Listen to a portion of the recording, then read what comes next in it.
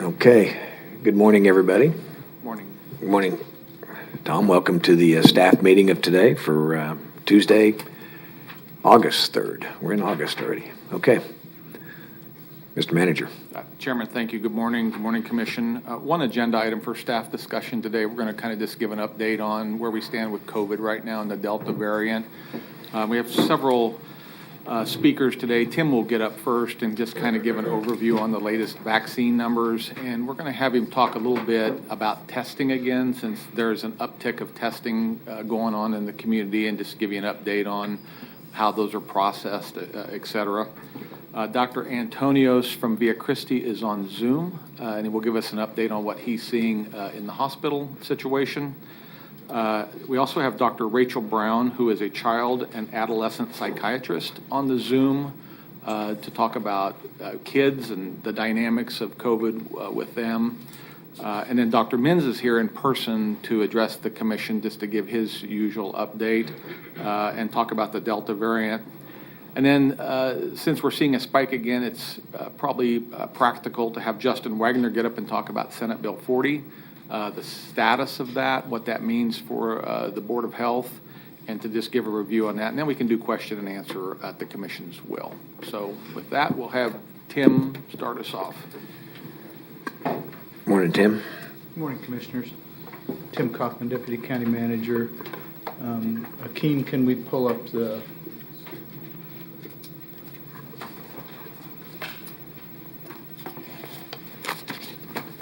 Go.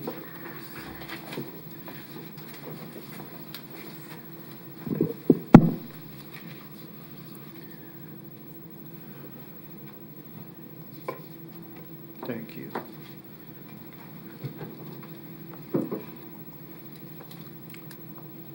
We continue to actively vaccinate the community at our fixed clinic at 223 South Main and at a number of mobile and partner and event clinics across the community.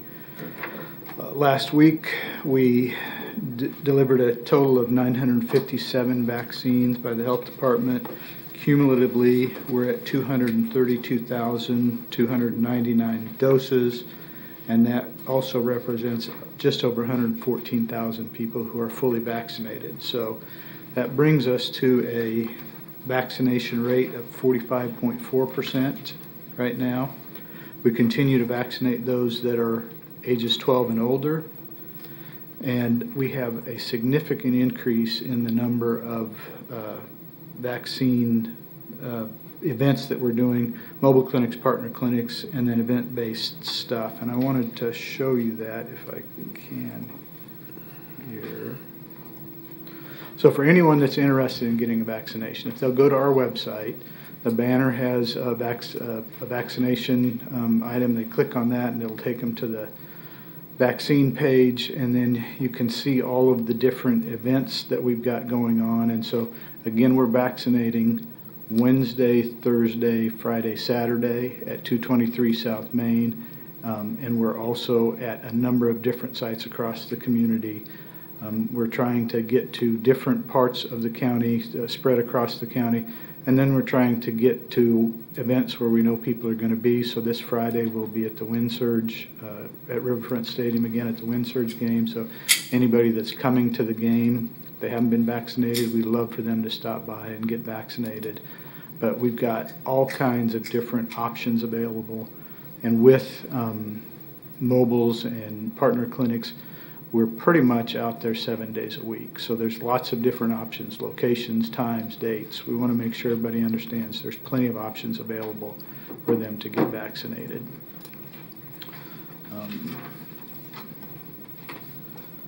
We are also actively testing. One of the reasons that Tom mentioned we've seen an increase in testing. If you've looked at the dashboard recently, we're now at an 8% positive test rate. The number of cases that we're seeing is similar to what we were seeing back in January in terms of the rate and the number of cases per week. And so we've seen a big uptick in positives, and that means more people are exposed, and then they need to get tested. And so we want to remind the community that there are lots of different ways to get tested, but one of the best and easiest ways to get tested is at Sedgwick County Park at the Sunflower Shelter. We're there Monday through Friday. Monday, Tuesday, Thursday, Friday, we're there from 8 to 3, and we're open late till 6 o'clock on Wednesdays.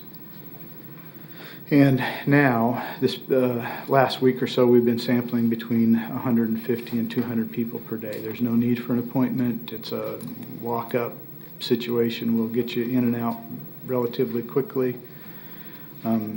But we've seen a 28% increase in the last week. That's a 108% increase over the last 2 weeks. So that's another evidence, I think, that there's more virus in the community right now than there was, because we've got more people that need to be tested. Results are generally available next business day. If you're in on Friday, towards the end of the day, your results may not be available till Monday, but the rest of the week you're going to see those results the next day.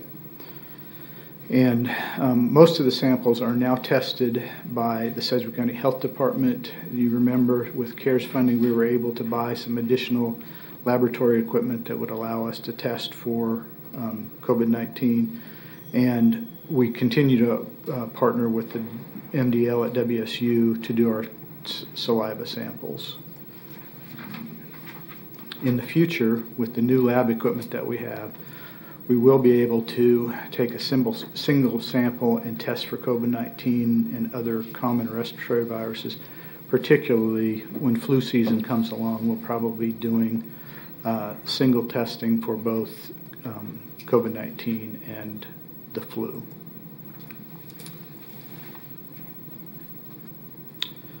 Past 2 weeks, we've seen 274 positive test results or cases. 19% of those that we tested. Of that, 17 had been fully vaccinated, and 4 had received 1 of 2 doses. And so that's, I think, one of the reasons that we've got Dr. Minns here to talk a little bit about breakthrough cases for people who've been vaccinated. Still important to do all those other hygiene things, potentially even wearing masks in crowded environments, but all of those things. The vaccine is a very good tool, but there are other tools that we want to continue to use to make sure that we don't spread this anymore. Positive samples go to the KDHE lab for genome sequencing so that they can identify what variant it may be.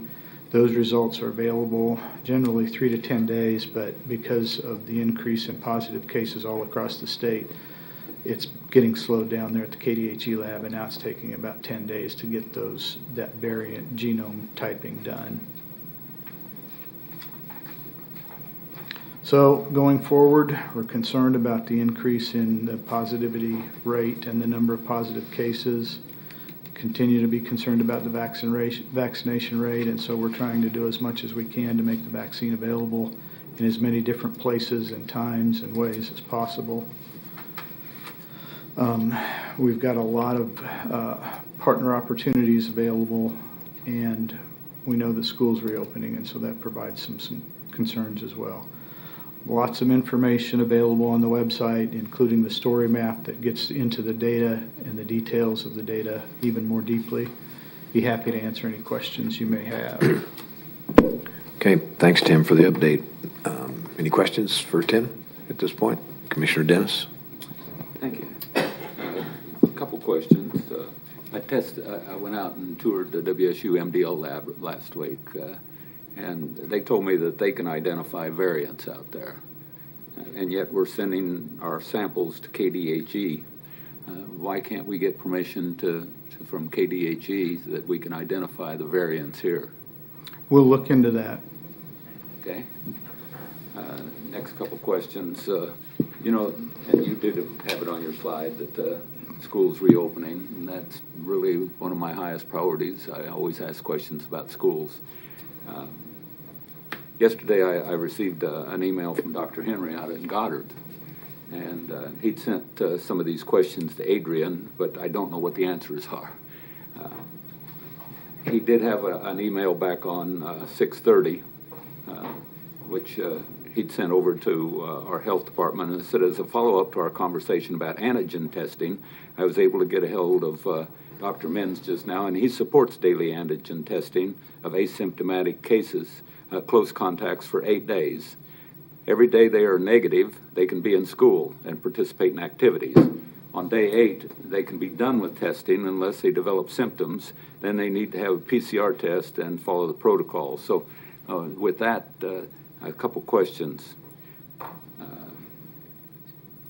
In the Sedgwick County draft document, it separates out variant and non-variant COVID cases on the quarantine guidelines. Well, again, back to my first question is, how do we separate the variants when we don't know for 3 to 10 days? So he wants to know, how would a school district know if a positive test is a Delta variant? So how do we answer that when given the information that they've already received? Well, that's going to be, I assume that that's going to be PHI, and so that information will be given back to the patient, and then the patient would be the one that would be able to share that information back with the school district. But we're trying to keep the kids in school, and if we're trying to keep the kids in school, sitting there for 10 days possibly before we even know what kind of variant it is, well, we've got them out of school. Well, as I mentioned, we'll look into see if WSU can process those variant cases a little bit more quickly. But if they're not masked and they're a high-risk exposure, then they would be out for some period of time anyhow. I'll let Dr. Menz address the question about daily antigen testing. I don't have a response for that. Okay, let me go on to some other questions. If we are testing high-risk close contacts each morning before school and the test is negative, I'm unclear why we would exclude from school activities with the daily confirmation of a negative test with asymptomatic student or staff member. That's another one. If you'll forward that set of questions to me, I'd be glad to look at them and provide you all the answers that we've given. I'm hoping that Adrian was able to respond to him. I wasn't copied on that email, and so I can't answer some of those questions. Okay. And the final question is quarantine and school exclusions under the document we provided. Section below from Sedgwick County draft document indicates a case-by-case basis. When we have a positive test, are we to exclude from school activities? And it quotes one of the paragraphs from the document that our health department provided to schools. So Adrian has this. I will forward this one to you so that you've also have it. But we need to, and I'd like to be included on the response since Dr. Henry has asked the questions of me. So whatever we do as we move forward, we've got to keep kids in school. That's the bottom line. And WSU, when I toured the MDL lab last week, they are ready to do instantaneous testing. I know the the KSDE, I think, has provided some instant testing to the schools. We need to make sure that we can use testing to keep kids in school. That's the bottom line. And I'll forward that. Thank you, Mr. Chairman. Commissioner Lopez? Thank you. How many tests can we run daily? I mean, what's the height that we can reach? Our lab can process 270 a day. If we test more than that, we'll get them to WSU. They'll handle our overload. Okay, and then, so I've spoken to a lot of teachers and superintendents over the last couple weeks probably, and the one thing that a few things I've heard pretty repeatedly. One is the frustration and confusion around quarantine. And if we could make that simple, I mean, I know with the different variants, they're getting different, they don't know what to do. If it's one variant, it's this way, but then we don't even know if it's the variant until way past the time that we would need that information. So I would like to see, if possible, if we could simplify our quarantine measures and then provide our principals and our teachers with simple instructions to give to parents and help them to understand how to explain this to parents, because they had a heck of a time last year trying to explain why their kids had to be quarantined, and then when they didn't have a very good explanation, they got a lot of pushback. So I think if we can simplify that as much as possible, help them understand and help them or give them the resources on how to explain this to parents, that's going to make their jobs a lot easier with that. Well, and I'll let Dr. Min speak to this later, and Justin as well, but the simple solution is if kids are masked, then they're probably okay and don't need to self-quarantine. So that's the simplest way. If they're not masked and they're exposed, then it becomes more complicated as to the level of risk that's involved in that exposure. But the simplest way is if kids are masked.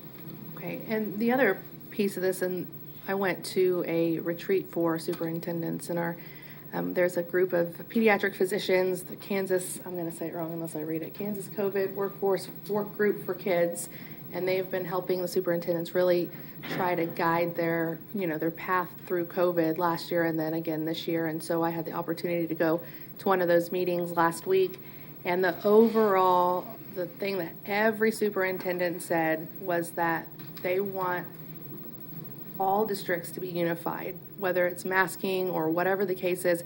They want it to be the same rule set for all of them, and they want that to come from either the county or the state, because last year it went to the boards of education, which are volunteer part-time positions, and they don't have the same opportunities to hear from experts that we do.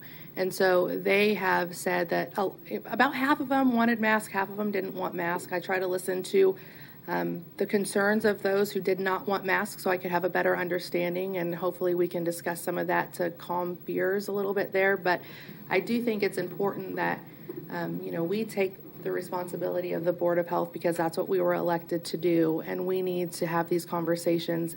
And because COVID has changed, the Delta variant has changed so much, we need to have this conversation publicly. So I'm really happy that you're here and that we can have this conversation. But I do think it's important that we are telling you that the schools want a unified approach, and they will not do anything unless it's coming from the county or the state. Okay. Any other questions?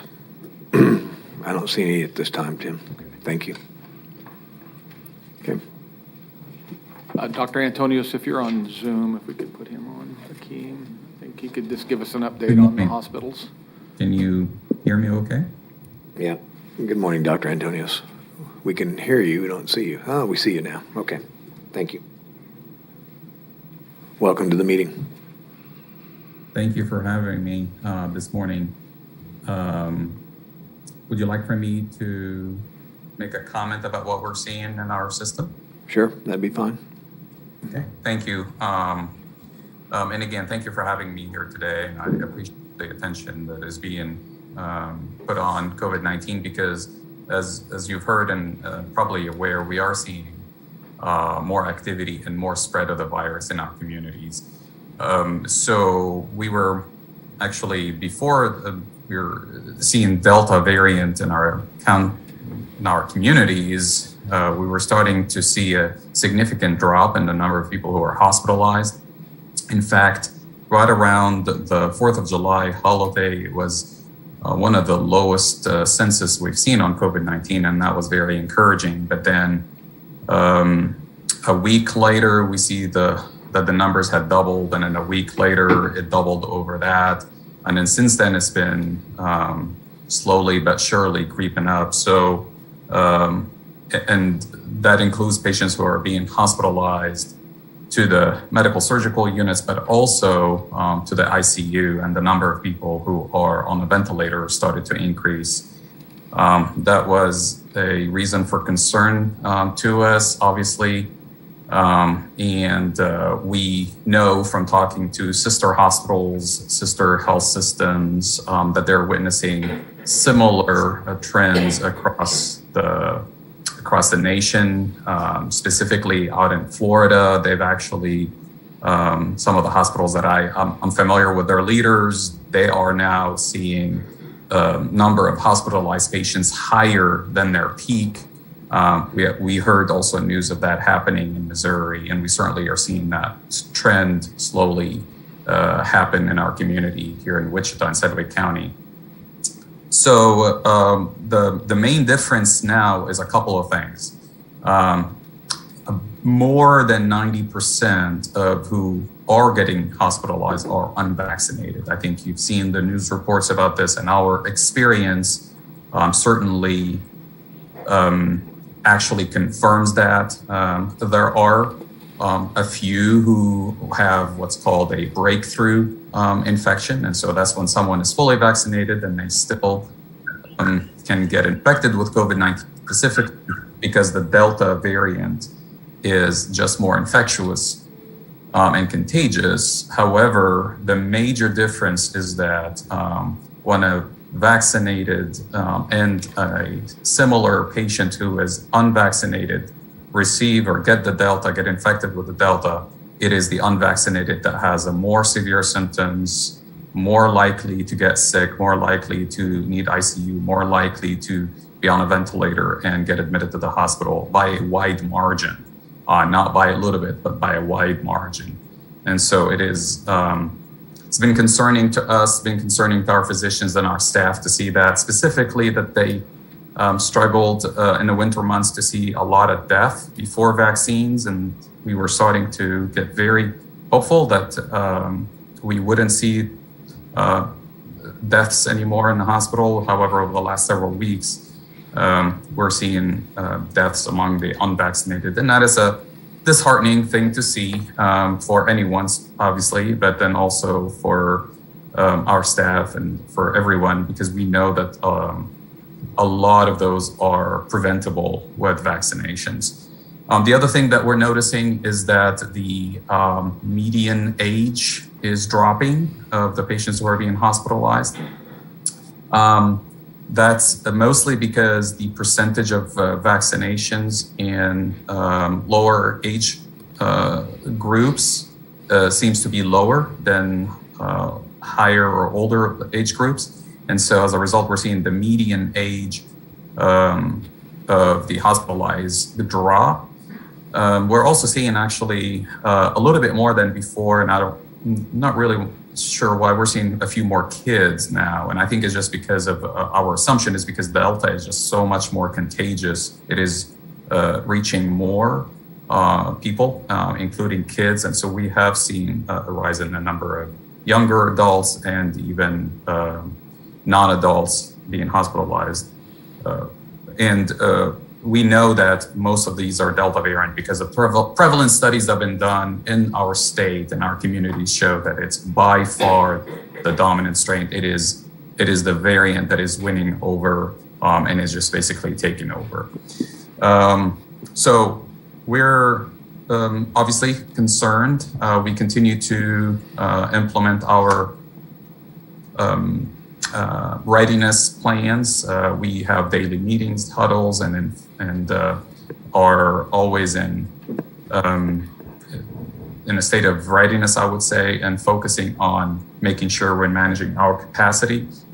I think it's no secret that staffing continues to be a challenge across the whole country, specifically in all industries, and in healthcare, it's been more acute. And so we have been seeking the help of travelers in order to support our staff and have a high focus on making sure that that's an area that we can continue to support.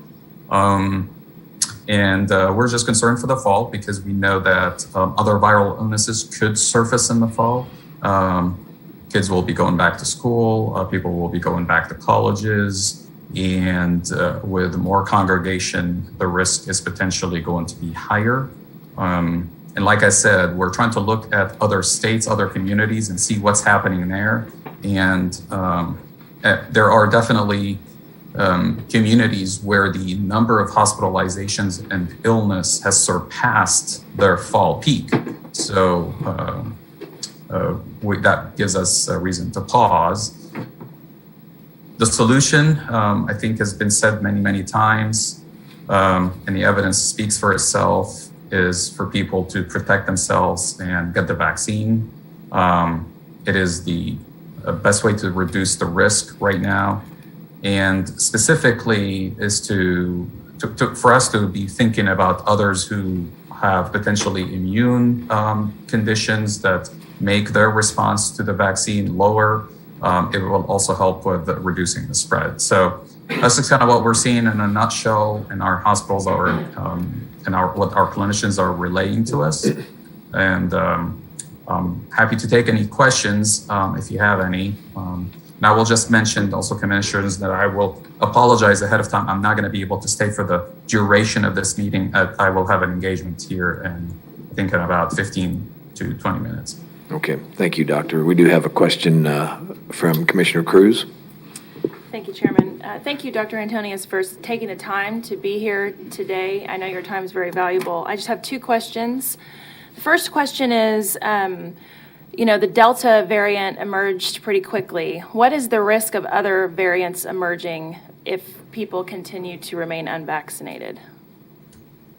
That's a very good question, and the risk is there because the Delta, the virus, and I know it sounds a little bit odd to talk about it as a single organism because obviously it's not. But if you think about it, the virus is trying to take over. The virus is trying to find hosts to survive. So the longer it has the time to infect and be in hosts, it will try to fight the mechanisms that the collective hosts, which is us, the humans, are fighting it with. And that's why we've seen first the B117, and we moved on from that terminology, but that was the first one where it evaded the ability for the immune system to tackle it, and then it evolved into the Delta variant.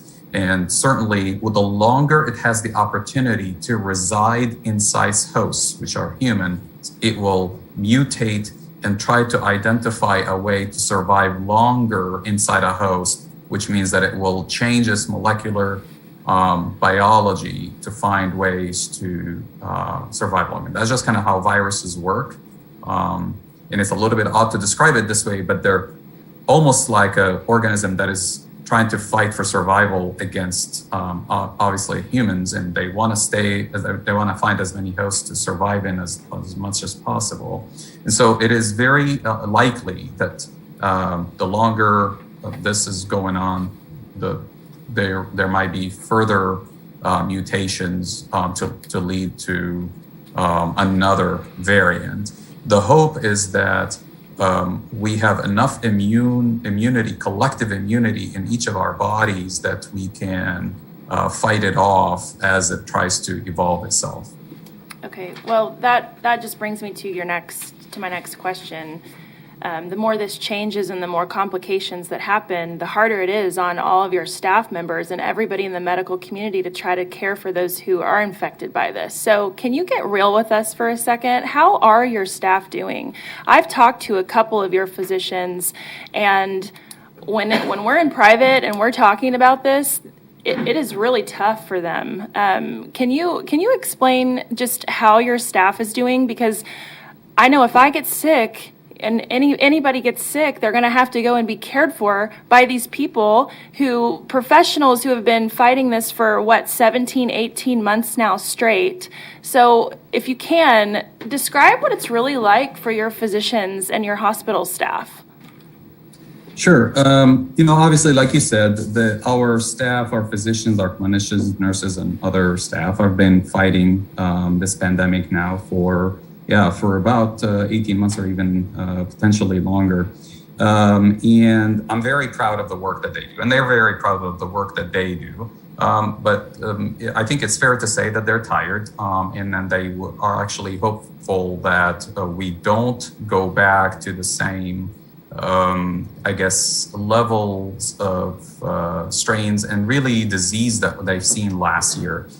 It was very difficult for them to go through periods of a lot of stress and death that they've witnessed. It makes them very sad to see patients not do well and have to die. It breaks their heart to see patients' families as they have to go through that. And so right now, I think there's just overall concern and quite a bit of empathy, and then asking the community to try to self-protect in order to prevent some potential sad situations in the future. So it is hard on them. I'm still very proud of our staff. Our physicians are still very dedicated people. They will do the right thing. We are here for our community, and they will do what's needed, but they are getting concerned, and their message to our communities is to take this seriously. We're very excited that we have had significant gains, and last summer, we have seen our communities kind of go back to a certain sense of normalcy, and that was very exciting and nice to witness. But as we're seeing Delta rise, we know that we have a very good tool to fight it, and that is the vaccines. And we're hopeful that people can hear that message and carry it forward. Thank you so much. I appreciate all the work that goes into this. It's tireless, and we're lucky to have those in our community who continue to fight this. So thank you for being here, and please thank your staff for me. Thank you. And Dr. Also, Commissioner Lopez has a question or comment. Thank you. Well, I want to just kind of reiterate that. Thank you so much for being here with us today. I know you are incredibly busy, and so I really appreciate you taking the time to give us a perspective of where our hospitals are today. And you hit on this a little bit as you opened up, and I would just like to go back to the workforce shortage that you guys are dealing with right now, because last year was pretty miserable, I could imagine, for you and for your staff at the hospital. But this year, although COVID might not get as bad, right, because so many people are vaccinated, so our peak might not be as bad. This year, without masking in the community, we're also going to be seeing a lot of the viral infections going around that we're going to have to, take care of those patients as well. Can you explain to us what a normal year potentially could look like and how full our hospitals could get in the fall and winter, just with influenza and RSV and all the other viral infections that go around? Sure, yeah. So, you may not know this, but usually in the cycles of hospitalizations, the summer months are generally a little bit slower when it comes to patients being admitted, because of historically viral infections, things like bronchitis, and flu, and other viral diseases that generally start in the fall and in the winter. And so comparatively, summer months tend to be a little bit slower. That certainly, obviously, we're not witnessing that this year, obviously, with seeing a rise in COVID-19 in our hospitals. So that already has broken that rule. We still always prepare for the winter months because that's when usually viral illnesses occur. Last year, an interesting phenomenon had occurred is that we obviously seen a lot of COVID-19, but influenza has significantly dropped. Last year, we saw very, very little influenza in particular. We saw a few cases, but a lot less than usual. And although it's not incredibly clear why, but I think everyone in the medical community suspects that was really the relationship with the amount of social distancing and masking that existed last year. In fact, going back to last fall, Thanksgiving and Christmas, it was just not as many congregations. Things were a lot more closed down. And the theory is that that's what led to a lot less viral illnesses. This year, as you can imagine, and we know that a lot of those restrictions are not there. And there's a lot less masking currently going on. So it is not clear. It's hypothetically, we could see the rise of both COVID-19 and other viral illnesses such as influenza. And we're trying to prepare for such a scenario. So we know that we may see a pickup in both illnesses this fall. It's obviously hard to predict, specifically that we will be having soon influenza vaccinations, which we're also hopeful would help with reducing both the risks. So there are tools to try to help both those concerns, and this is one more time to encourage people and bring up that vaccinations will exist for flu here shortly.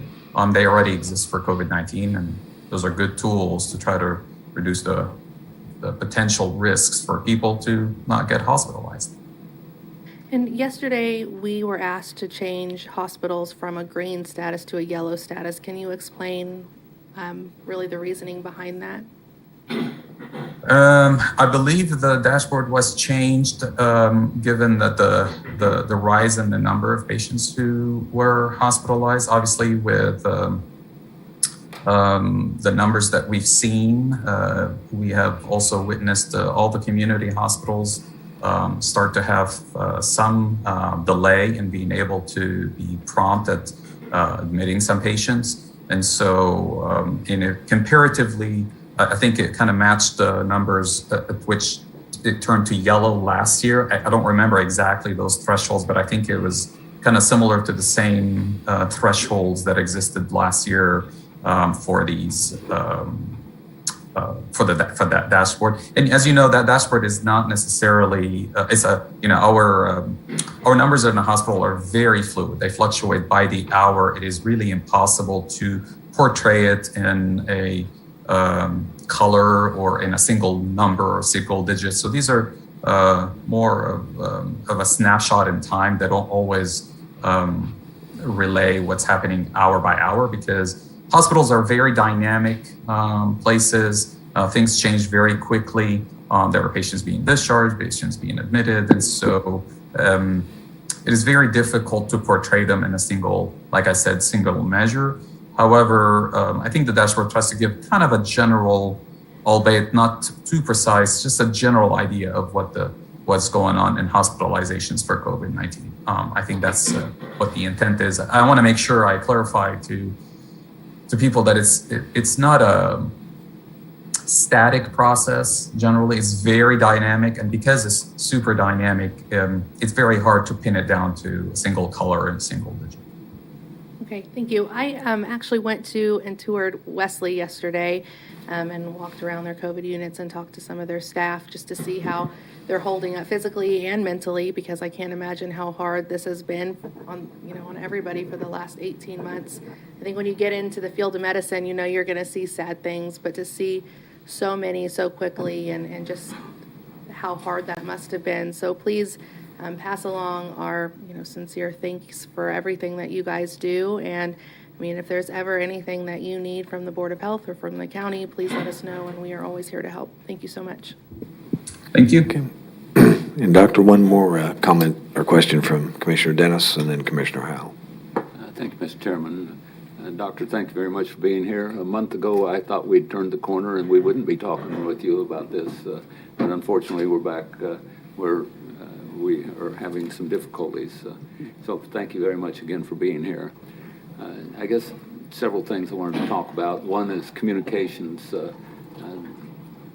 Just recently, I saw an ad on TV. I think it was put out by the Medical Society of Sedgwick County, actually, and they had a doctor on explaining why we needed to get the vaccine. So I don't know if we need more people like you and that doctor that was on the ad, but we need people that the public trusts to explain exactly what you've been talking about. And I know that Dr. Menz is going to talk about that we need, this vaccine is safe. People that say it hasn't been tested, we've got several 100 million people in the United States have had this vaccine. I don't know how much more testing that you can do, but for me as a politician saying it, I don't think they trust us. So we need people like you that they do trust, and other doctors to please make sure that your voice is heard.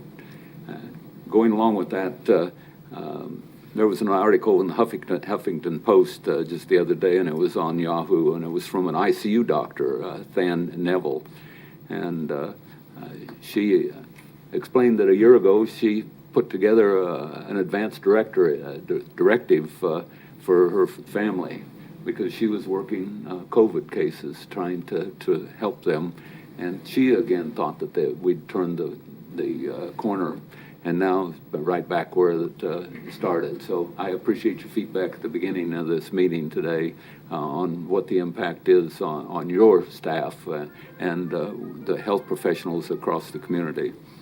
But really, my question comes down to variants. I've heard there's possibly a Lambda variant, a Gamma variant out there, and they put numbers behind variants.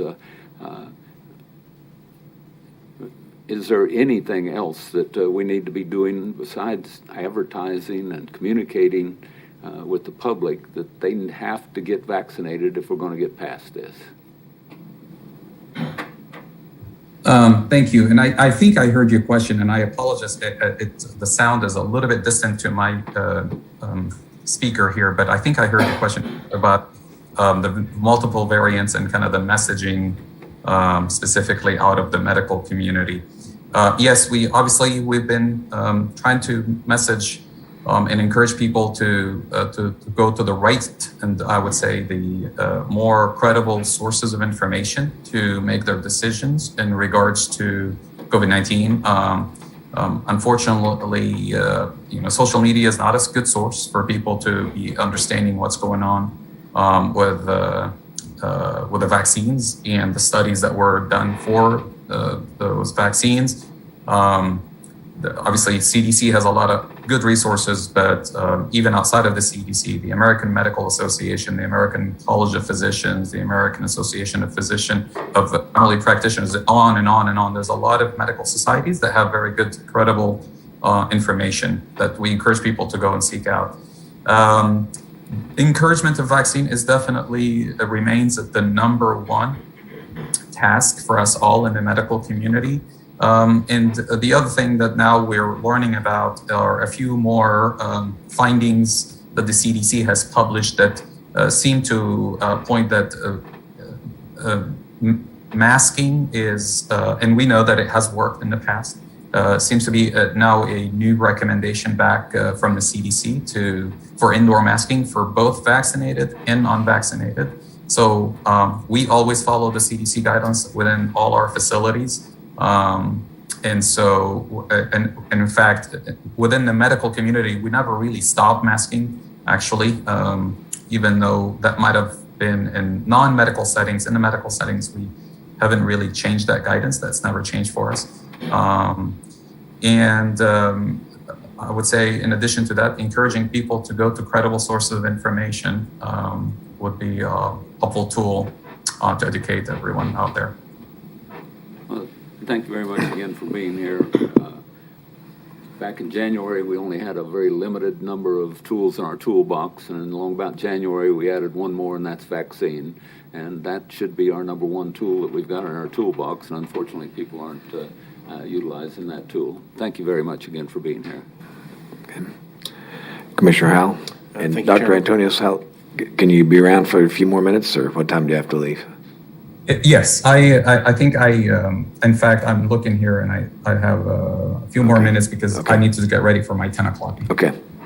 Thank you, Chairman, and thank you, Dr. Antonios. Let me just start off by expressing my sincere thank you to the services you provide to this community. It's incredibly important, and I know it's very difficult work, and I don't want to presume that I know what y'all are going through, because I don't know what that's like, and I just want to just say I greatly appreciate the great staff that you have there doing incredible work. I'm not able to participate in the hospital calls. I'm not part of the group that can do that. So I have some questions I'd like to ask. Are you able to share with us what percentage of your patients are from Sedgwick County versus other places? I mean, is this all from Sedgwick County, or are these from other places as well? I don't have that number in front of me now. As you know, we are the majority of our. I can tell you that the majority of our patients are from Sedgwick County. We do get referrals from outside of Sedgwick County occasionally, obviously sometimes, and we are a referral center. Without having any kind of data open in front of me right now, I don't know. I don't have an exact percentage, but generally the majority of our business is within Sedgwick County. As you're well aware, we have hospitals, 2 hospitals here in the Wichita area, and we have on the west side of Wichita, still within the county, St. Teresa Hospital, which is also in Sedgwick County. So, without having anything in front of me, it's hard for me to give you a percentage, but the majority of our patients come from the county. Do your numbers include patients from places like Rock Regional Hospital here in Derby? Sorry, could you repeat that question? Do your numbers include patient counts from places like Rock Regional Hospital in Derby? No, Rock Regional is a separate entity. We don't. So I wouldn't have any access to that. Okay, thank you. I heard someone talk to me the other day about someone, I guess, who'd been through the hospital. I'm not sure if their information was accurate or not, but I'd like to confirm or find out if there's some truth to this or not. But they talked about, I guess, the hospital bill that's related to COVID. Is there some type of government assistance to pay for that hospital bill if there's a COVID patient that's gone through the hospital? Is there some government assistance to pay for that hospital bill? I apologize. I'm not aware of any, and I'm sorry. I'm not. That's not my area of. I don't. Okay. I've not heard of that, but I'm not but I'm not an expert in. Well, I'll just say that they did state that they thought they believed that was something that the government was taking care of, and again, so there's two natural incentives I think that are out there that might encourage people to get a vaccination, and that would be some freedom that they might enjoy that others that don't have the vaccine may not be able to enjoy. That's a natural incentive, but if there's a cost for hospitalization, of the consequences of being hospitalized, if that cost is, $10,000 or $30,000 and it's borne by the patient, that's a pretty big incentive. But if it's being paid for by the government, that would probably remove that incentive. So I guess I would like to know whether or not the government is subsidizing these bills or paying those bills in any way. I think we need to know that. So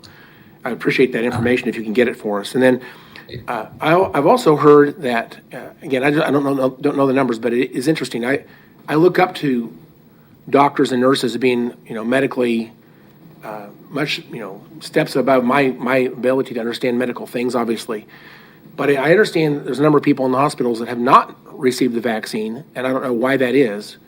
Can you talk about what percentage of your staff right now still has not been vaccinated?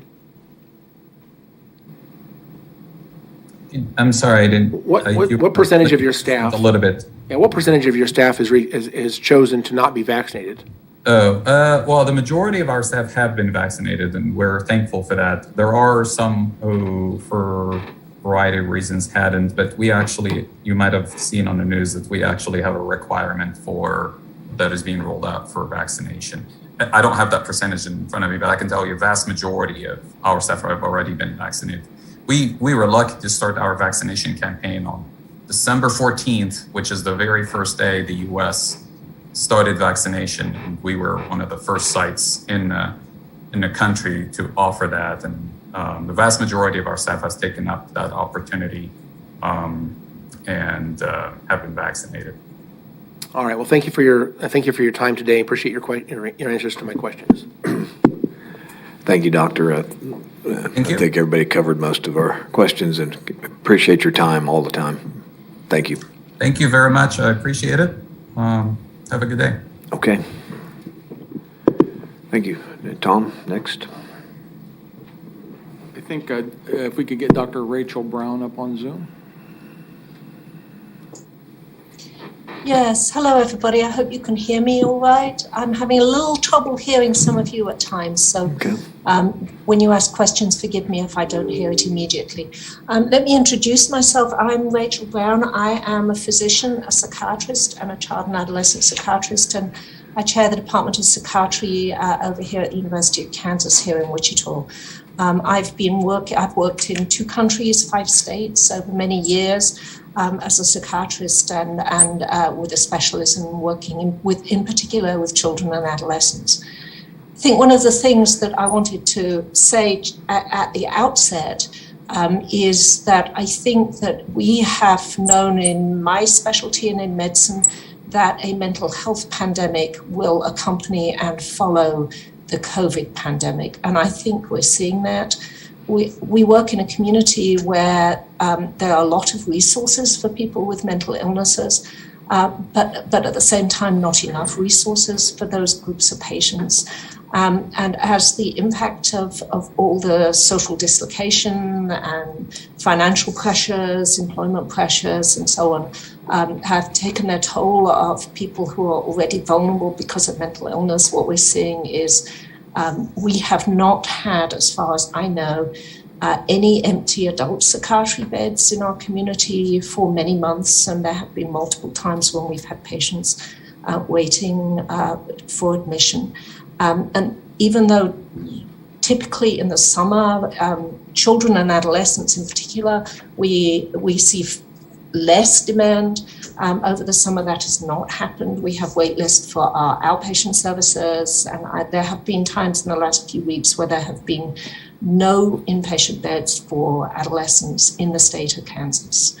So the pressures that the pandemic has put on social structure has really been seen on the back end in the toll of mental illness on the community. I want to speak particularly about children and adolescents because I know you're thinking about school openings and going forward into the fall. And what we've seen as we're beginning to see studies being done is increased levels of anxiety and depression, sleep problems, social isolation, and some substance abuse. It seems to be associated both with the family and social dislocation that has occurred with the pandemic, and particularly with school closures. And it seems likely that there will be long-term adverse effects that we won't know about for some years, and that those in our school-age populations will be particularly felt by more vulnerable groups of children, kids who are already not as invested in their own education as otherwise might, as many others, kids with learning disabilities, developmental problems, autism spectrum disorders, and those young people whose lives are already disrupted because of their involvement in the child welfare systems. So those are individuals for whom school closures have been particularly challenging because school, besides, of course, providing the environment for learning and education, also has a lot of other associated benefits. It provides arenas where young people engage in physical activity, where food is provided, where there are safe spaces and oversight, and at times reports made about children who are in dangerous and abusive situations. And they also, of course, function for all of us, and I would include myself in this when my daughter was younger, as providing a place where our children can be while we work. And so when schools are closed, parents are unable to as readily work productively. So I think that school closures have contributed for our young people to some of the challenges that they've experienced and their families have experienced throughout the pandemic. I will say that what we have learned is that online learning is feasible, and that there are things that can be done that will help to mitigate some of the negative impacts of school closures and of the pandemic. And that the kids who have done better are those where there's social support, where there are strong parent-child relationships, where people have quarantined together at home, and that therefore that has strengthened for some families the family bonds and made that more positive, made those more positive. And also kids who already have positive coping mechanisms in place and support to engage in that positive coping.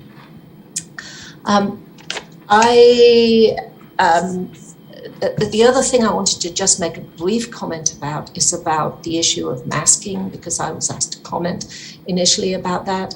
There were some initial concerns about there maybe potentially being some negative impacts on kids of them wearing masks, that there may be some difficulties with compliance, that it might impact on social interactions. That there may be some physiological effects. In fact, though, it really does look from the data that we have already that is not the case. That in practice, kids, even very young kids, down to, and masking recommendations from the CDC go down to age 2, that children, including children who have pretty significant developmental disabilities and challenges in learning, are actually able to be compliant with mask wearing, and it doesn't seem to have a negative impact on them.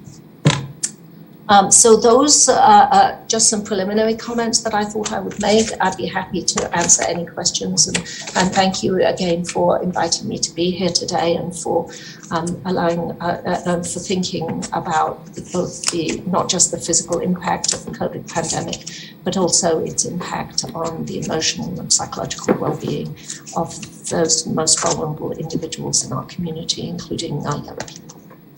Okay. Thank you, Dr. Brown. Are there any questions or comments?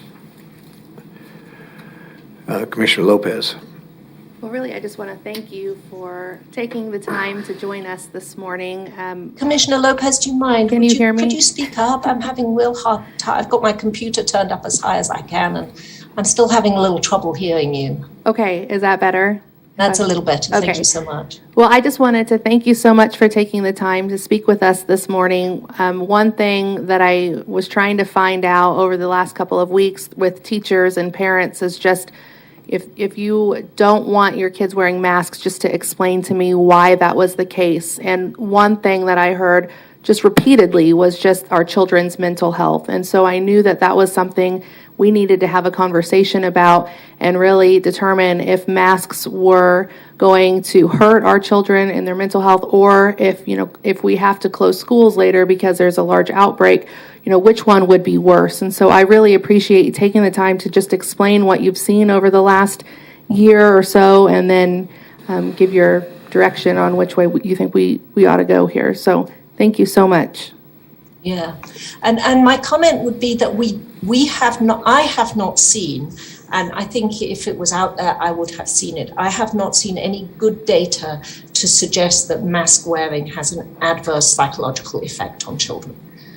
It might be there yet to come because we don't know a lot of information about what will happen as a result of the pandemic. What I have seen, though, is really quite good data and good solid professional opinion that follows that data that closing schools is bad for children, and that schools for many children of course school can be traumatic as well, and bad things happen in schools, and I'm not saying they don't, but for the majority of children, especially for our most vulnerable children, schools can have a particularly significant positive impact, and closing schools has been quite disruptive for a lot of our kids. Okay, Dr. Brown, thank you for your comments and your information. I don't see any other comments at this time, so I appreciate your sharing your morning with us. Thank you. Chairman, Dr. Stephanie Coleman is here also. Okay. Wanted to say a few words, if that's okay. Okay. Good morning, Dr. Coleman. Good to see you again. Yes, thank you, sir, Chairman. Yes. I'm Stephanie Coleman. I'm a pediatrician in town and have been facilitating the Kansas COVID Work Group for Kids for the last year and a half, so thank you for having me. I really just kind of wanted to give a perspective based on kind of what our group's opinion is and what we're seeing. Really, honestly, a lot of what I was going to state, I think Dr. Brown has already stated, and Dr. Antonios. But unfortunately, here we are headed into the return to school year. And unfortunately, as you guys have discussed and talked about, our cases of COVID in our community are on the rise again. So I feel like it's kind of a downward turn. We were very optimistic this summer, and I think a lot of us were able to unmask this summer and have kind of some normalcy, but here we are as schools headed back, and certainly our numbers on the rise. Our work group is under the opinion that we recommend universal masking in schools. It follows the guidance and recommendations from the CDC and from the American Academy of Pediatrics. And I think really the reason for that is kind of as Dr. Brown stated, we really feel like education is essential for our kids, and that our kids belong in the school system and in the school setting. And without universal masking, it's going to be very difficult to do the quarantines, close contact exposure quarantines, or exposure quarantines that we're trying to do. And I know the state's trying to work really hard with daily contact tests or testing for daily contacts, but that's just going to be very troublesome and burdensome for the school. So the easiest way our team really feels we can keep our kids safe and keep our teachers safe and our kids in school is to recommend universal masking. It goes to back to kind of the end of the academic year last year. I think it was in March when the county passed the low-risk quarantine guidelines for schools, allowing our students to stay in school with those low contact quarantine exposures. And certainly as we come back with an unmasked population, we kind of lose that ability to do that. So I think our team fears that we're going to have a lot of kids that will be quarantined, a lot of people that will be sick. Certainly this summer we're seeing that in our hospital setting. I'm also a hospitalist and medical director at Wesley Pediatrics at Wesley Children's Hospital, and we're unseasonably full this summer with RSV, which is typical of winter virus, but due to the risk mitigation procedures and processes, as Dr. Antonio stated earlier, we didn't really have an RSV season this year, and then as soon as masking and other mitigation processes or measures were lifted and we returned to normalcy, we suddenly became very full with not just RSV, but other viral illnesses too. So anyway, our work group recommendation would be universal masking for our school systems, just to protect those and keep our kids in school. Okay, thank you. Is there any questions? Commissioner Lopez? Thank you so much for being here. I know this was kind of a last minute thing, but I really appreciate you letting me come last week to talk to you and your group and superintendents here in Sedgwick County. I mean, it really helped give me a perspective of where our schools are, as well as where you guys stand on all of these things. And, you know, I think it's really important to just think about every person who has talked to us today has said vaccines are the number one thing that's going to slow this down, right? Every single person we've talked to. But our schools are full of children who are not old enough to receive the vaccine. I have an 8-year-old son. I mean, I'm the only one up here who's got a kid that's young enough to not be able to receive a vaccine. We can't do remote learning this year because of guidelines by the state. And so we're kind of putting our children in this space of, hopefully it doesn't get bad, but we're not really doing much to protect our kids. And I think it's really important that we have that discussion, because our superintendents have asked us as the Board of Health to have this discussion and to come out with that guidance so it's uniformed again, across different districts. And so I think it is very important that we have that conversation. I would hate for us to get to a point where we have to decide if we're going to shut down schools again because our numbers are so high.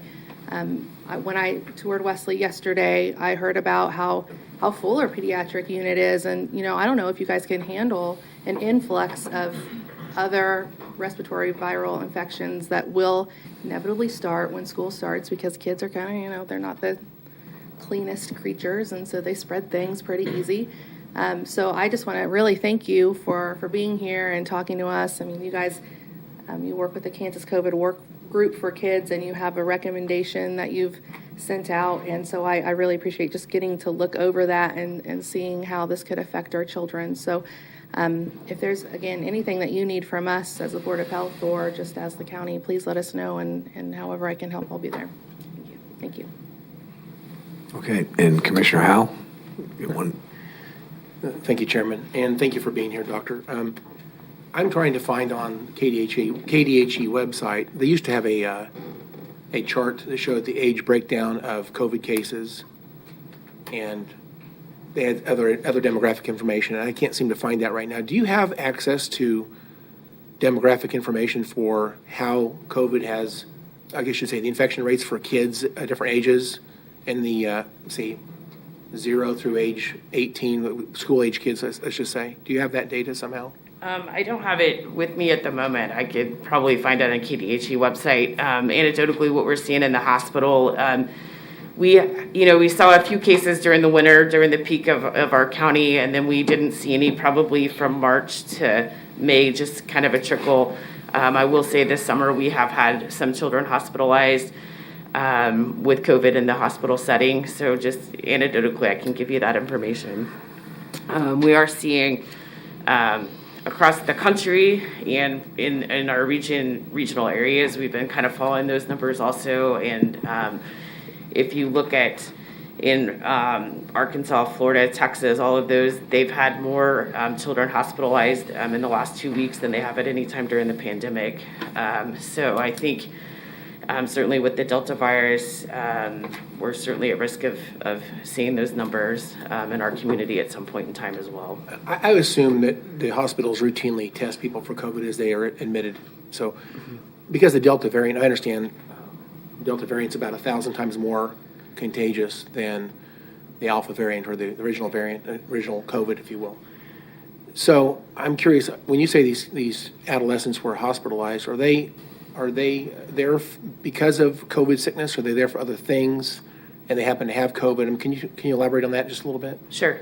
Yes. So we've seen in the last few weeks, we have seen children that have come in, children and youth that have come in related to COVID illness themselves. We have had other.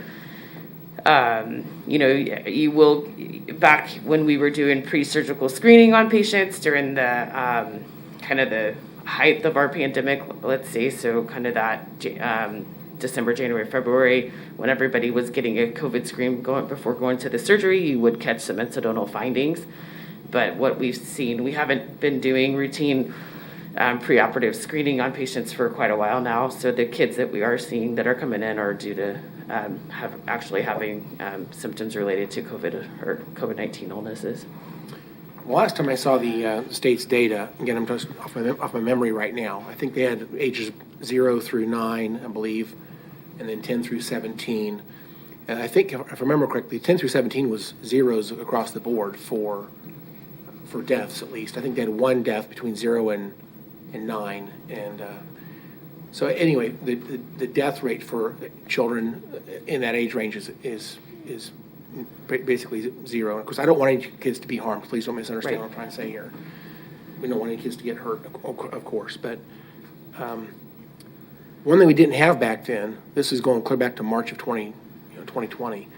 One thing we didn't have back then was the vaccine. And so today, one of the natural incentives for vaccination is some personal freedom and kind of return to normal.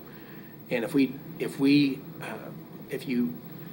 I guess I like to have your comments, I guess, but it seems to me that the children themselves don't have much risk personally, but they do have risk when they go home and be with their parents and around the teachers and the administrators and things like that. Is that the bigger concern, is about them shedding the virus amongst those that maybe have higher risks, or is it the children themselves?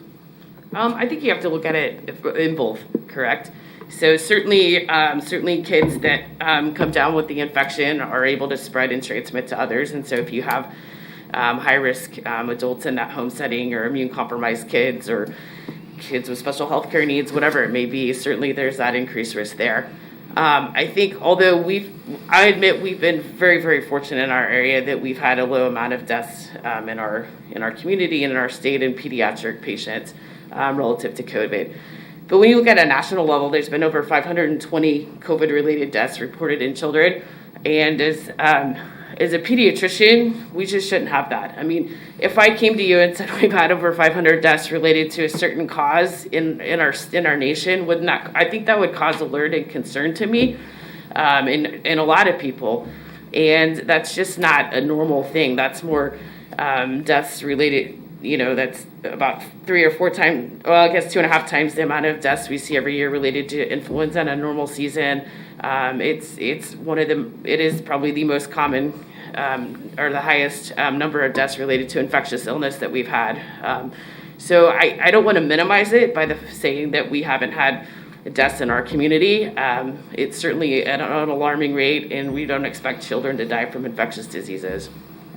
So I'll just make a comment. Again, you're welcome to comment back. But it seems to me that one of the natural incentives for vaccination is some freedom that maybe others that don't have the vaccine may not enjoy equally. And if the biggest concern is the children may carry the virus to people who have risk because they've chosen not to be vaccinated, I guess this is a little bit different than what we had in February and January. We didn't have the vaccine readily available as we do today. Today it's readily available. We can't find people willing to take the vaccine. That's the biggest problem right now. But that's much different. So these children, if they're around teachers, for example, I hope the teachers would understand their risks and they would choose to be vaccinated. Okay, so they would have less risk if they would become vaccinated. But if they choose not to, that's something we certainly can't force upon them, but, I mean, it is a realization that the safety of that teacher really rests on their shoulders first. If they choose not to get vaccinated, it's really not for the children, I don't think, to mitigate the risk for the teacher necessarily, if the teachers chose to accept that risk. And so, same thing for parents. You know, that a lot of these parents that send their kids to school, they're choosing not to get vaccinated. The kids bring that virus home with them and expose those parents. It certainly is a concern, but the parents have an option, and they're making a choice. And so I'm concerned that we are putting safety of adults that are choosing a higher risk and putting the burden of safety for those adults on the children have very little or very, very little risk. So I'm concerned about the children carrying that burden for adults that are choosing not to be vaccinated, is my point. Sure, and then I think you also have to keep in mind too, we have a big population of our school-age children that are not eligible for a vaccine as well. So they don't have the freedom to choose. Okay, Commissioner Lopez? Thank you. One Well, more. I was going to hit on that too. So the vaccines are readily available, thankfully, right? Like, we are at a place where if you're over 12, you can get a vaccine, and I'm so glad that we're there. I hope more people get vaccinated. But our children under 12 don't have that ability. They don't have that choice. I, as my 8-year-old son's mother, have no choice in whether he gets vaccinated or not.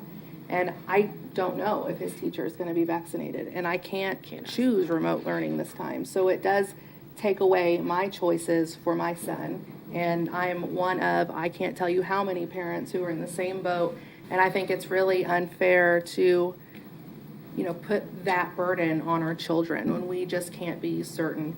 So this is a little outdated. This is what you sent me the other day, so it's as of July 14th. And obviously with the Delta variant, it's really kind of exploded over the last couple of weeks, so the numbers will be different now. But as of July 14th in Kansas, there had been over 40,000 confirmed cases of COVID-19 in children ages 0 to 17. That's about 12.6% of all confirmed cases. 195 pediatric COVID-19 cases required hospitalization. So I do think that that's not, a tiny number here. We're looking at over 12% of COVID positive cases are children. And when so many of our children don't have the opportunity to be vaccinated, it's going to be no wonder why this explodes even further after school starts if we do nothing to mitigate those risks. I would like to ask you one more question, if you don't mind. I know there's a lot of concern and worry about masks, and that's a very real fear. And a lot of people that I've talked to who are against masking, they have legitimate concerns. I mean, there are people who just don't want to do it because they don't want to do it, but there are people who truly have concerns about, especially in classrooms, if children have a hard time wearing them appropriately or having to have those reminders, or if we have teachers who don't want don't want to wear a mask, so then they don't really enforce it. I mean, is there anything that you can say that could help our teachers in that pursuit, or if they're struggling with that? I mean, do you have any recommendations or advice that you could give them? Sure. I think, I think masking, and as Dr. Brown kind of hit on this too, really there's limited exclusions for masking, for safe masking. It is more of just the compliance in the schools. I think with elementary age kids, they for the most part do really, really well. I think it tends to be the parents that have issues with us making their kids mask. I certainly know my kid didn't like it. I have an 8-year-old also. She didn't like it, but she did it, and she'll do it. And kids at the younger age, they conform. They kind of do what they're told. They do what the norm is. And so I think, just making sure that teachers can give them some mask breaks, maybe, once an hour, if they're sitting in little cohorts, let them take their mask off for just a couple of minutes. Give them some mask breaks, get them some outdoor time, anything that we can do to kind of help with that.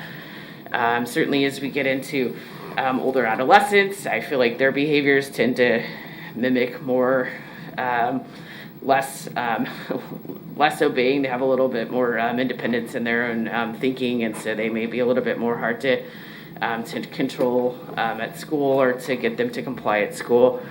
But I think going back to Mr.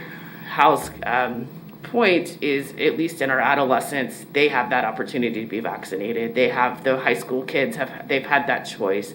Our elementary schools. So if you think of a 12-year-old, that's probably what, a 7th grader. So 6th grade and below, they don't have that choice. They haven't had that choice to be protected.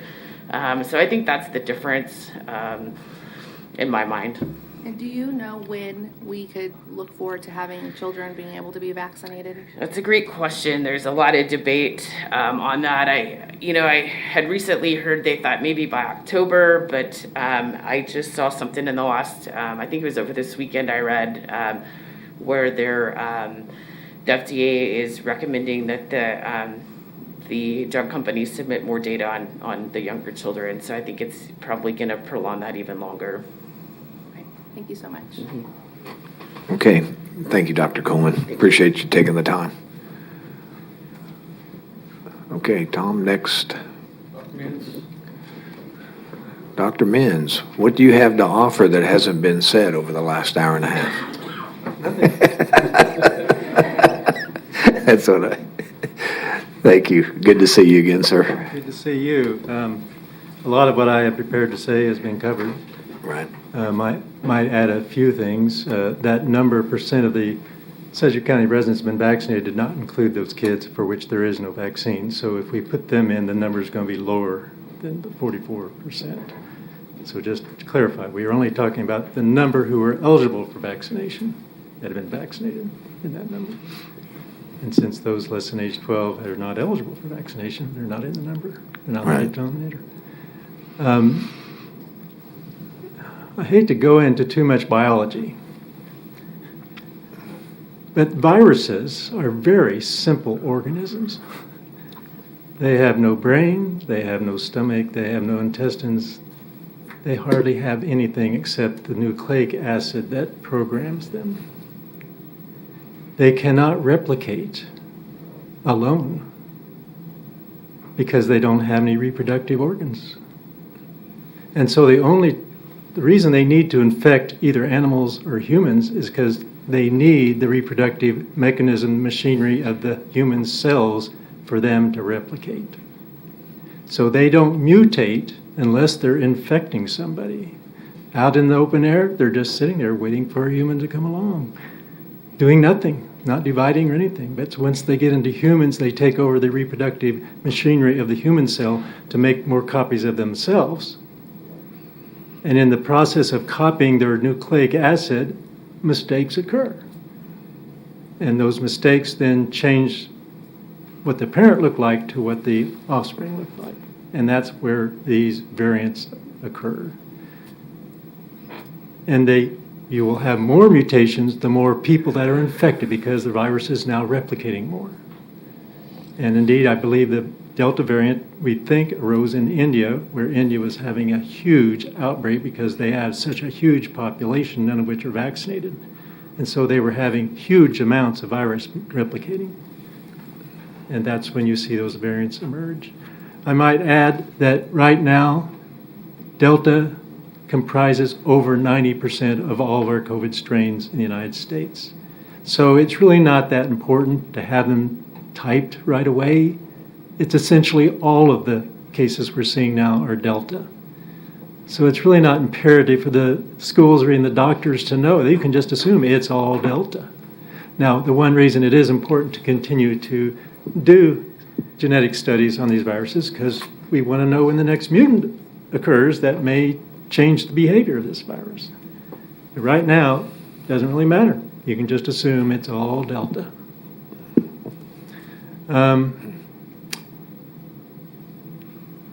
The tools we have to decrease the number of infections, decrease the hospitalizations, decrease the deaths, and all the other mental health effects of this virus are a handful. The most important and most valuable is the vaccine. The vaccine essentially eliminates almost all risk of death from this virus. It reduces tremendously the likelihood you will need to be in the ICU. It reduces significantly the likelihood you will end up on a ventilator. There is about a 10% breakthrough in which people have usually mild symptoms They do have the virus in their nose, and so they can transmit it. But they, for most part, don't need hospitalization. So the virus is very effective in eliminating those very lethal and dangerous consequences of infection. So it is a good vaccine. Our population now can be divided almost in two. We have almost 50% of the population are vaccinated. It varies from state to state. I use 50% because that's kind of what it is in the Midwest. It's a little higher in some other states. That group is living with freedom. Up until recently, they didn't have to wear masks if they're around other people with vaccinations. They don't have to worry about going to the ICU. They don't really have to worry much about dying. We have the other half of the population who's decided not to get the vaccine, and they are happening exactly what was happening before the vaccine was developed. But now it's all Delta. The unvaccinated people are the ones who are spreading it to others. There's a small chance a vaccinated person could spread it to others, but it's a very low frequency. So all the activity we're seeing now is occurring in the unvaccinated population. I, like you, think we need to figure out additional ways to communicate with the unvaccinated and address their concerns and see if we can somehow resolve their concerns so they'd be willing to get the vaccine. That's a daunting challenge. The unvaccinated group is a mixed group. They're not all of them are not getting the vaccine for the same reason. But we still need to concentrate on that. So that is in terms of things we can do to get this thing under control, we got to continue working on that.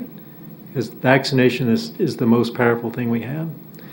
But for that unvaccinated group, we don't have the vaccine because they don't want it. So we have to resort back to our other measures, which we've talked about repeatedly here, are masking, social distancing, washing your hands. And then the third option we have is identifying those people who are infected as early as possible, encouraging everybody who has any symptoms to go out and get tested. Because if they are positive, then we need to get them in isolation so they're not infecting other people. And then we need to contact their contacts who might have gotten infected for them and getting them tested so we can then quarantine them so if they break through and have infection, they're not infecting other people. So that's the three main tools we have right now. Yeah. So from a pure health point of view, the health department's still testing, it's still making contact tracing, we're doing all that. The vaccine has been offered repeatedly to everyone who wants it, and we will continue to do that. So those two pillars of our intervention are still going on. But the mask use in this community is very low right now, very low. Much less than it was 3 months ago, before the CDC said you didn't need to wear a mask if you're vaccinated. Since then, it's just gone way down.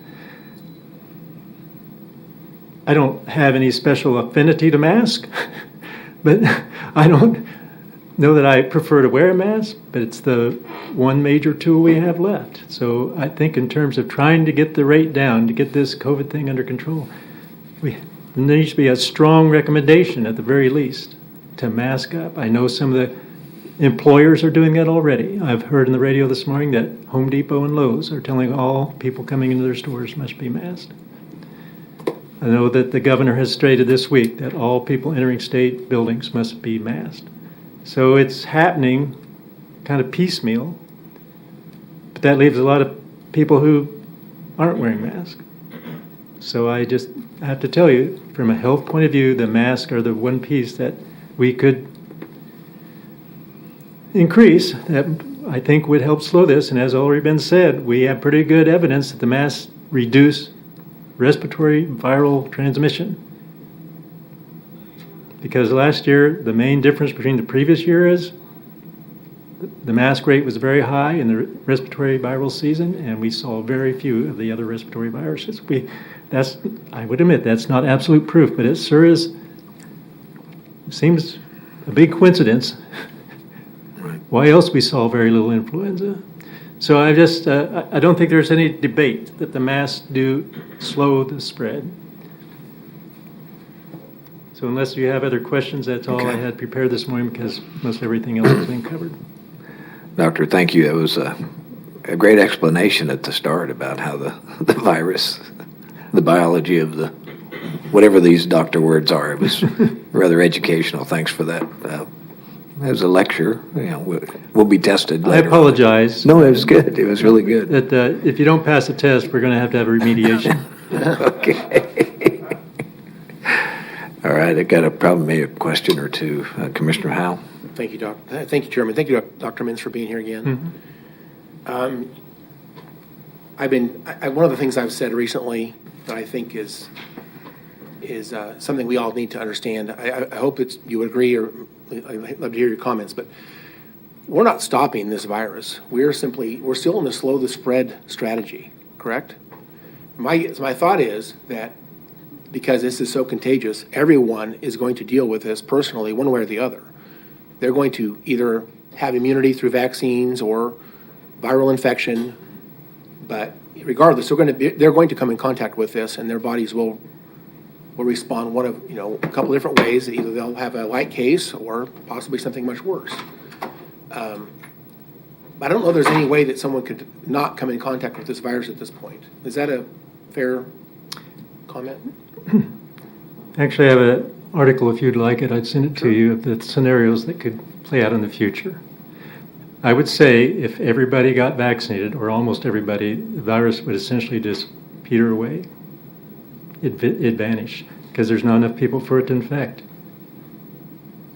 And at that stage, if other countries aren't getting vaccinated like we are, since there's so much international travel, yes, some of it will be coming back in.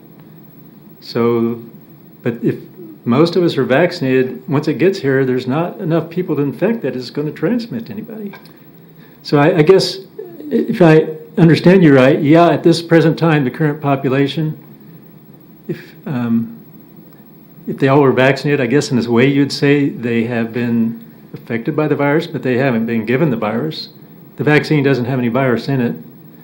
So it's... I understand. What I'm saying is that everybody will deal with COVID one way or the other. I mean, they're going to, if you essentially say they choose to get the vaccine, Mm-hmm. and they have immunity through the vaccine, Mm-hmm. or they don't get the vaccine, and at some point they'll come in contact with this virus, and they will likely come down with it, if not now, but at some point they will come down with this, and they will, their bodies will respond a couple different ways. They might have virtually no symptoms to maybe up to death, and so they have a spectrum of things that could happen, but everyone in the community is going to deal with this virus one way or the other. I think you're right. Of the people living today, that's true. But if we got enough people vaccinated, COVID would vanish just like smallpox has vanished. It doesn't live anywhere in the world except in some laboratories in a vial. There's no smallpox in the whole world. A miracle. We could do the same thing with this virus. If we could get everyone vaccinated like we did with smallpox.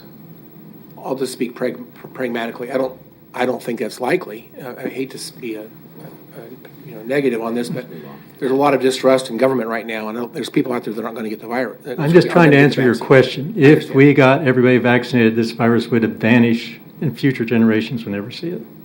I guess what I'm getting to, you said it just a minute ago. I'll quote what I wrote it down. You said, all is happening in the unvaccinated population.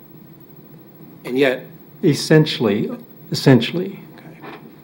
Yes, there are a few vaccinated people who are getting it, but as I said, they have very mild cases, and for the most part, they don't spread it very efficiently. They can, but not efficiently. So essentially... Well, roughly half the population then is in that camp, and the other half the population has a higher risk, obviously.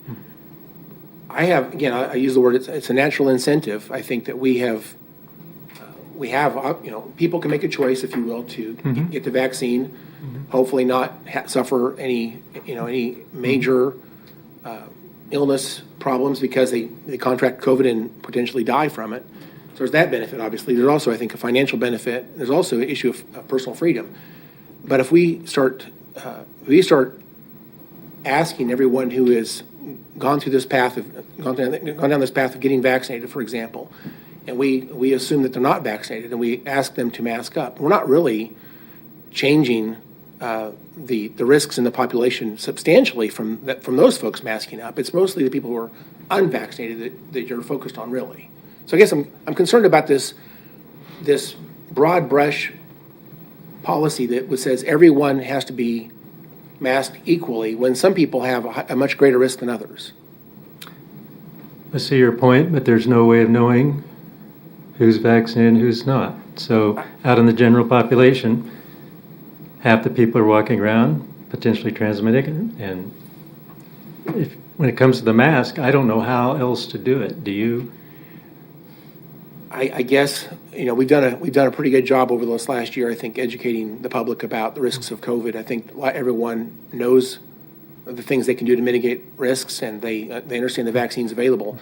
I don't know. I'm not sure what else we can do, Dr. Menz. And at the end of the day, I think educating people on their options and educating people on their risks. At some point, we have to trust them to make a medical decision for themselves. That we can't force them to have a vaccine. We can't force them. And honestly, I don't think these masks can last forever. I mean, we've gone through this for, going on a year and a half at this point, and I think that there's got to be an end point.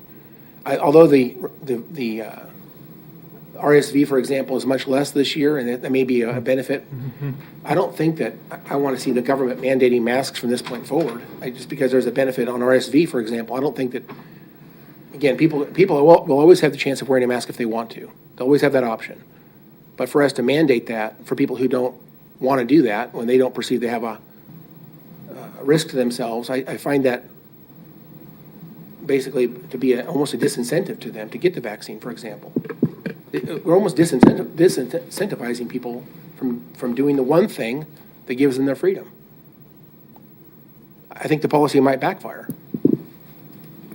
Well, that's kind of your opinion. So you got anything else? We got to move on.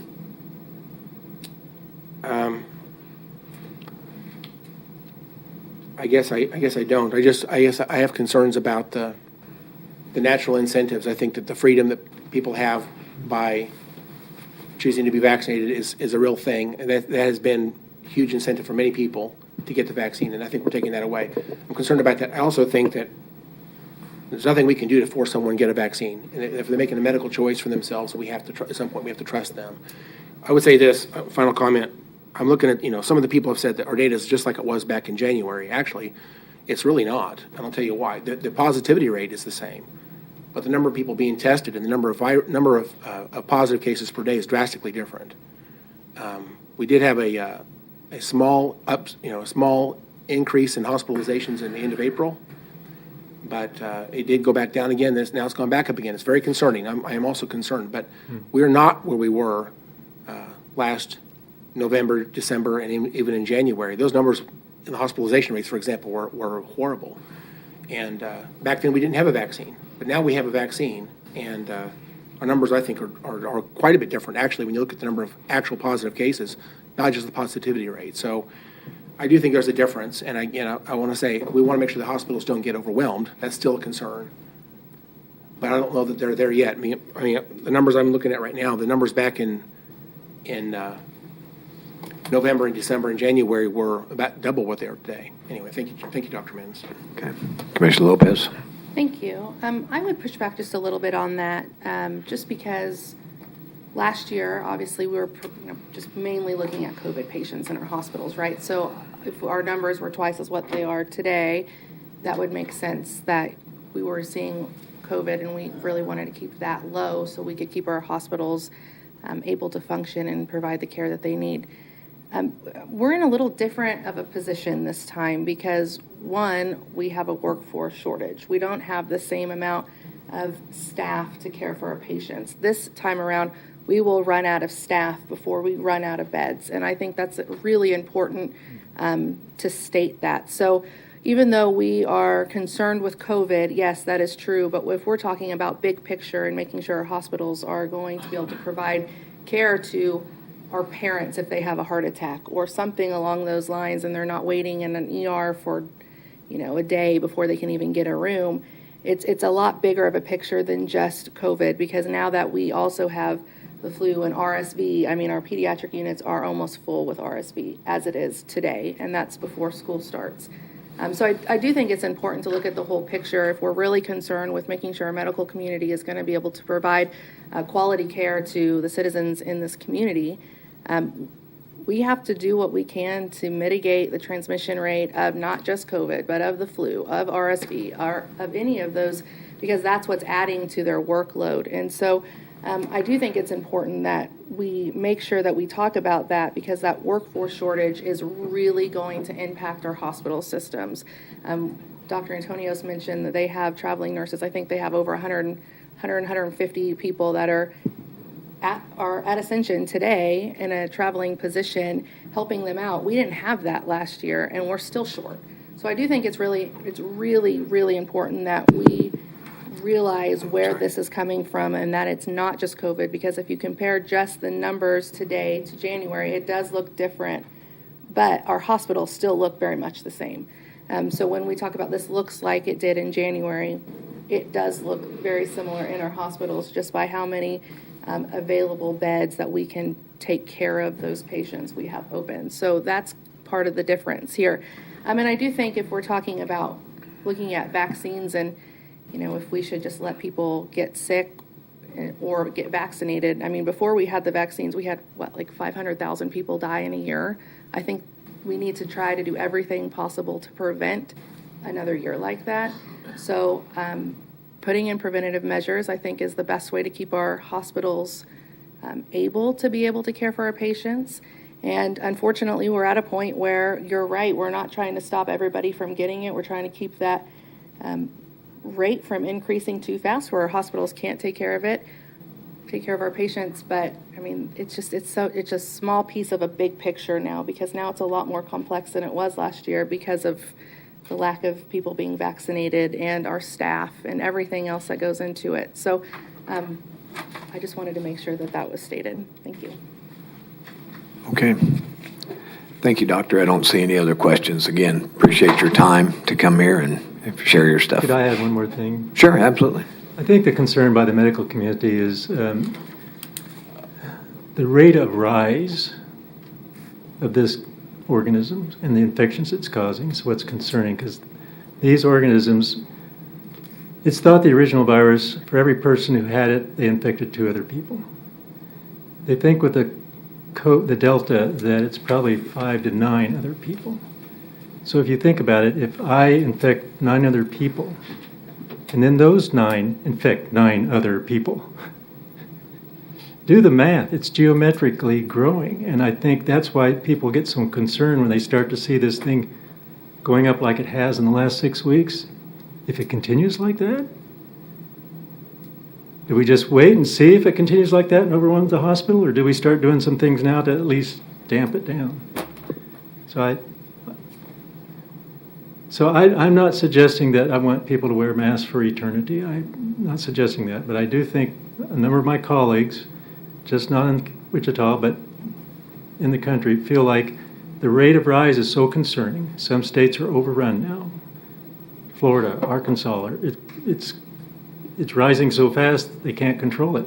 We feel like we need to do something, and the only things we have for the people who don't want to get the vaccine is just mask mandates and all the other things I've already relayed. So I'll finish with that, and thank you for letting me speak to you all. Okay. Yep. All right. Next up, Justin. Morning, Commissioner. Good morning. Justin Wagoner, Assistant County Counselor. I'm going to talk a little bit about Senate Bill 40. I guess first off, just as a reminder, Senate Bill 40, or often referred to as SB 40, was legislation that was passed this past spring.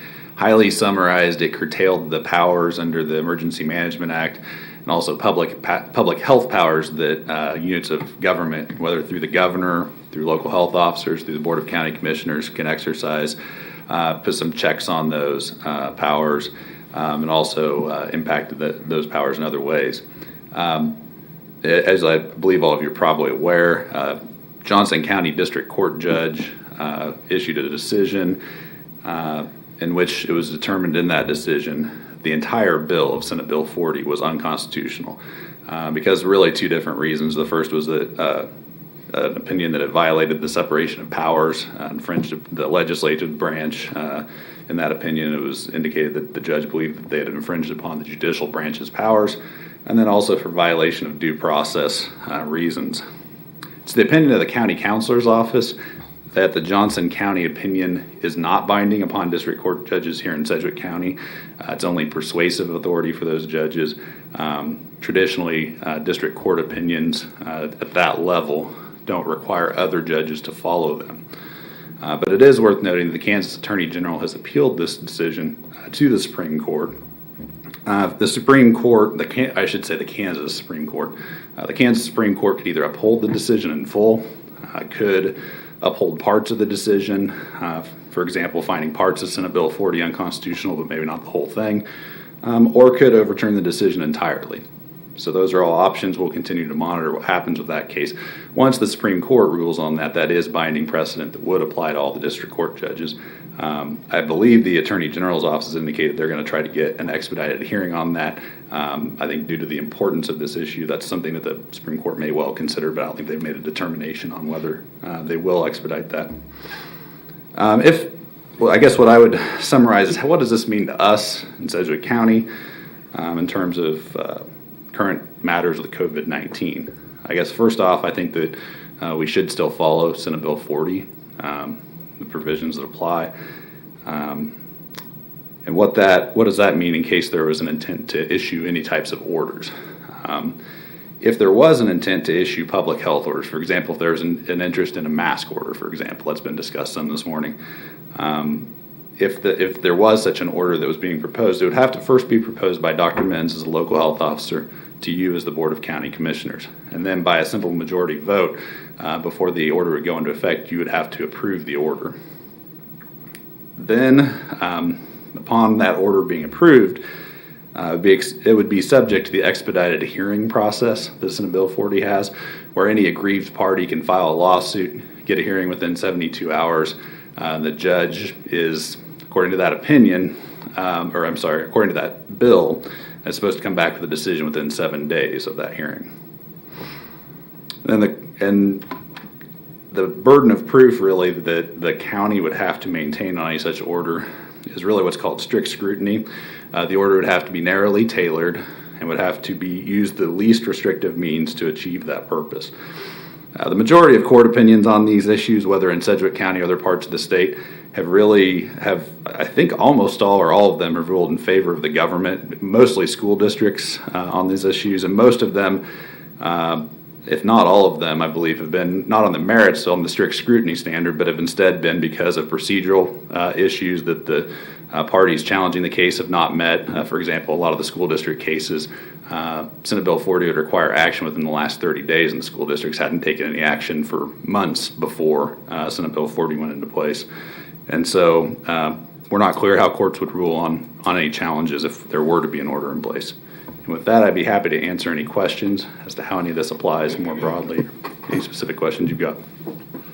Justin, thank you. That was a good kind of a refresher for us all on all the rules. So if the Supreme Court does not, can they choose not to hear it? I think they would have that option, Chairman. At this point, they haven't said one way or another, but I believe the appellate courts always have the option not to take up an appeal.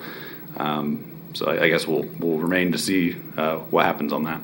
So you told us if they could change it, they could uphold it, overrule it, but if they don't hear it, then we're in this limbo state where we're under SB 40 because it's a district judge up in Johnson County. That's correct. I think we're still under Senate Bill 40 right. for all intents and purposes. Okay. And I don't know if I explained, but persuasive authority would mean that district court judges here may look to that Johnson County opinion and they may adopt the same reasoning and line of thinking.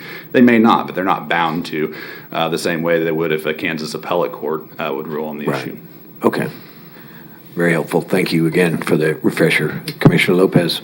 Thank you. Thank you so much for explaining this to me earlier in the week or last week as well when I brought this up. But I think it's also always important that we are being transparent in this process and we are including as many community members as possible. As many physicians have been up here today talking to us about, there are mask mandates around the community individually for businesses or schools or whatever the case is. And so I reached out and I've talked to probably 30 plus business owners in the last 48 hours. Some of them small businesses, some of them large businesses.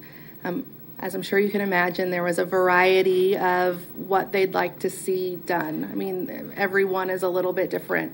But the one thing that every single one of them mentioned was their company or their business could not afford to shut down again, because half of the ones that I talked to will not have a business anymore if they have to shut down. Masks are, they're not comfortable. And I'll tell you, I hate wearing a mask. I love, that I went and bought some bright red lipstick after I could take this thing off, and I was excited to wear it, and that's, it's fine. But I think it's important that we realize that masks are not going to be an exciting thing for anybody. But I wonder what it would take for our numbers if we do nothing right now, if we put no preventative measures in place, and our numbers continue to rise and our hospitalizations continue to double weekly. At what point are we too late in helping try and slow this down with masks? At what point are we going to have to look at, putting measures in that were last year? I think that should be the goal of everyone, to make that not have to happen. And if we do nothing and we continue to watch these rates climb the way they are, I do worry what that could, eventually do to our businesses locally. And I also wonder, I know with the Senate bill, I just wonder, looking at it from a different perspective, I mean, could the county or schools be held liable if there's a wrongful death? I mean, could they prove that, their child got sick because there was no mitigation put in place, and because of that, their child or their children got sick? I mean, what does that look like? Any idea? Well, I'll try my best to give a very general answer to that, but I mean, typically, whether it's under the Kansas Tort Claims Act or probably a number of other things, if it's a discretionary act, there's usually not liability to the government for not choosing to exercise that discretion. And I don't think anything in Senate Bill 40 would compel any government action on this kind of stuff. I think it's more in the realm of just a public health decision, probably not a liability issue as much for the county. It's a public health and policy decision, not as much a liability item. And do you think we have an easier case to win by implementing masks? Or do you think if we wait and this gets even worse and we have to take further measures, that we would have a harder time winning those cases over winning a masking case? That's a good question. I think, are you talking about I mentioned the strict scrutiny standard, you're asking about that. I mean, I think by its nature, a mask requirement is less restrictive than like shutting down a business, for example. So I think it would probably be easier for anyone who might put that in place, whether it's Sedgwick County or, somewhere else in the government level, would have an easier time meeting that burden if it's a less restrictive measure. And then I guess my last question, and it's one that I asked you earlier, if we as a board make the decision to implement masks again and do what we can to fight this, could we set aside ARPA funds to hire an outside counsel to be able to work on this, since that is COVID related? And that way it's not a burden to our taxpayers, it's not a burden to our counselors. What could that look like?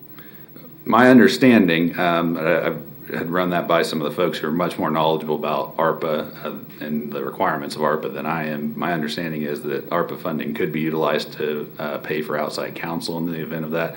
If there were any monetary judgment against the county, I don't believe that ARPA funding could be used to pay for that, from what I've heard from folks. Okay, thank you so much. Oh, you're welcome. Okay, Justin, I don't see any other questions. All right, thank you. Appreciate it again, all your help on this. Welcome. Yeah. Okay, Tom, anything else? That is the subject, sir. Okay, well, thanks again. Dr. Mintz, thanks again for being here and everybody's help.